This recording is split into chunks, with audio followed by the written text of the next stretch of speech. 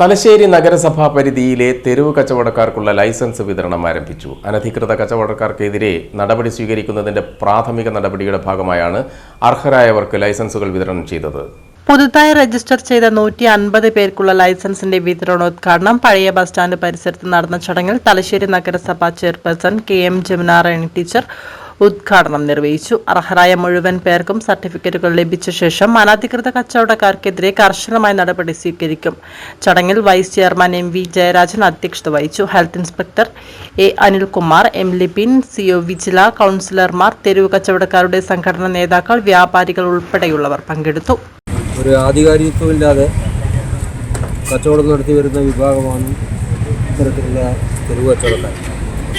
മുൻകാലങ്ങളിൽ പോലീസിൻ്റെയും പൊതുജനങ്ങളുടെയും മറ്റിതര വിഭാഗങ്ങളുടെയും ഒക്കെ തന്നെ വിമർശനത്തിനും പലപ്പോഴും കയ്യേറ്റത്തിനും വിധേയമായിട്ടൊരു വിഭാഗമായിരുന്നു ഇത്.